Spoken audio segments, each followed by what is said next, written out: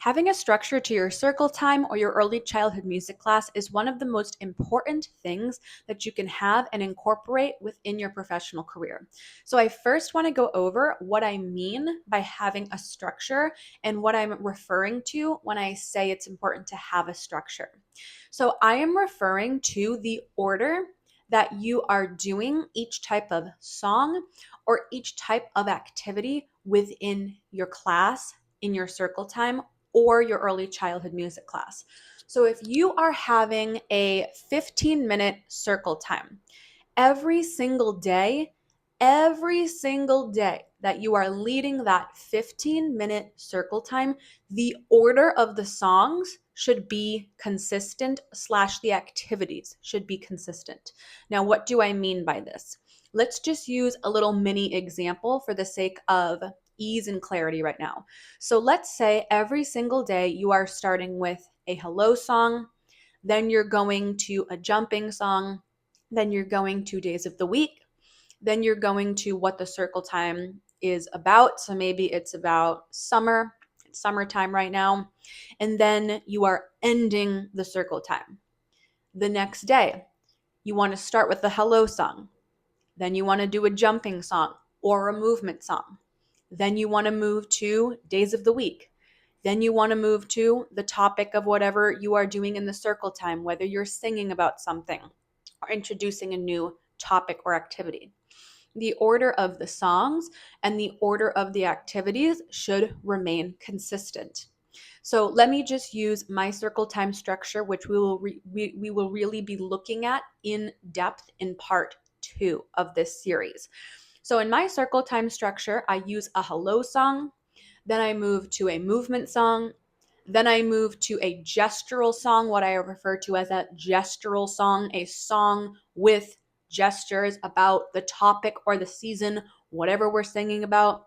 Next, I move to another movement song. Then I move to another gestural song. I do an instrument song. I always end with a cool down song, regardless if this class is at the beginning of the day and we have another 3 hours or whether it's at the end of the day. And then there's an optional goodbye song / a send off song. So from that structure, every single day or every time I do a circle time, I'll always start with the hello song. Then I will always move to a movement song. You can change the movement song if you want, daily, weekly. I'm not in your class. I don't know your students the best. You do, so you discern that. Next, we want to move to a gestural song. So a song about the seasons or the weather. Or if it's summertime, we're singing about popsicles. Great. Then we move to another movement song. Then from there, another gestural song. But you see how every day we're keeping it consistent. Maybe you see these kiddos every other day at your center. So you're seeing them Tuesday and Thursday. You want to keep that structure of the circle time and the activities that you're doing consistent each time. So now that we've reviewed what I'm referring to when I talk about a structure, why do we want to do this? We want to do this because repetition helps children learn. It helps adults learn. Repetition is the number one thing that you need to memorize something, to learn something. Think about a language. I'm going to use myself as an example. So I took Spanish for many years in high school and also a little bit in college, and I was completely fluent with it. Then I didn't practice it for like 5 years. So now I'm re-immersing myself in that language, but I'm still not fluent because I don't practice it often enough. The more you practice something, the more it becomes muscle memory. Think about when you're learning to do something when you're younger, right? You're learning to ride a bike. How do you learn how to do that successfully? Through repetition. Obviously, you need motor coordination and things like that. But if every single day you're coming into the circle time and you're switching the structure of the activities, the order of songs, what kids are doing, this is going to be very confusing. Even if you see them 2 times a week. So let's say Tuesday, they come in, you do your welcome song, then you do a days of the week, then you do movement song, Then you do a song about the season, so song about summertime, and then you end with a book. Great. But let's say Thursday, you skip the welcome song. You start with a book. Then you're going to an instrument song. Then you're going to a movement song. Then you're going to a song about the weather. Then you're going to a seasonal song. That's going to be very confusing for students in order to set them up for success, because from my experience, I have seen that once children get into a routine, it's easier for them to follow along within the circle time in a way that's developmentally aligned for them to set them up for success. So while I do take a child-led, developmentally aligned approach, I also know, as the leader of the circle time, as the leader of the session and of the music group, I need to make sure I'm doing my part to help set my students up for success. So by keeping the structure really consistent, not only is it going to set your students up for success, but when you start with the same song every single time, it's almost like they're going to associate that song with the activity of coming to circle time.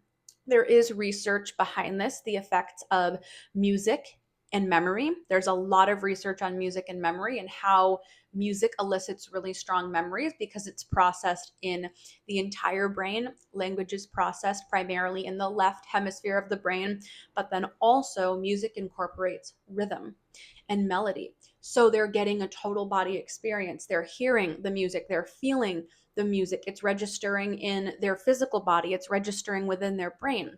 And so every time they're hearing that hello song, they know, I'm going to come to circle time. I'm going to come, I'm going to pat my legs, I'm going to stomp my feet, whatever they are expected to do. But every time they hear that song, they're going to know circle time is starting. And we will talk about this in the next series that will be on this channel, Circle Time Songs 101, where I'll really break things down step by step on how to incorporate different types of songs within your circle time and the importance of having one of them within your circle, having a hello song, having a movement song, things like that. However, every time they come to circle time, if the structure is always staying the same, that's going to set them up for massive levels of participation because they'll know when we sing the hello song, I come to circle. After the hello song, we get to do a fun movement song. After the movement song, we get to do a gestural song, or we get to do a song about the seasons. Then I get to move around and dance again. Then I get to do another song about the season. Oh, and we're using props. We're using visuals. I'm so excited. Now we get to do instruments. Time to cool down. We bring the group down to a nice grounded, relaxed level. Now we're singing goodbye, or if you don't need a goodbye song, then you don't do one. But by keeping the structure very, very, very consistent, it gets children in a nice routine where they know what's expected of them. More participation, more engagement. You're going to be able to maintain their attention for longer periods of time because they're going to be more engaged. But not only are you going to be able to maintain their attention, you're going to be able to sustain it for a longer period of time because they're going to be intrinsically motivated to participate. Have you ever noticed when you are working with kids and they know what they're doing, they know what it is they need to do, they're more likely to do it. They're more likely to participate because when they're learning new things, those new things may be hard. When they're learning new things, they may be a little bit more resistant to participate. They may be a little bit more resistant to want to do it because they're just learning it and it's hard. But once they get into a routine, we're doing this, we're doing this, we're doing this, we're doing this. They know what's expected and it's easier for them. You're setting the expectation of what they need to do during the circle time, and then they will eventually get used to that order, get used to that flow, and then eventually they will start to understand when the hello song plays, I come to circle time. After the hello song, we do a movement song. After the movement song, we do a gestural song. When we have the same structure to circle time of the activities and the songs, it makes a very, very big impact in how students are participating.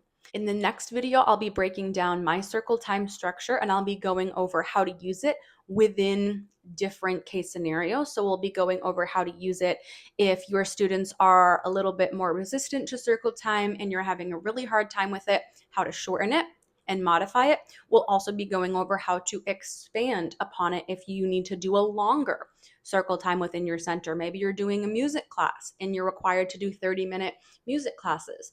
Maybe you're doing a caregiver child music class and you need to stretch it to 50 minutes. So stay tuned for part 2.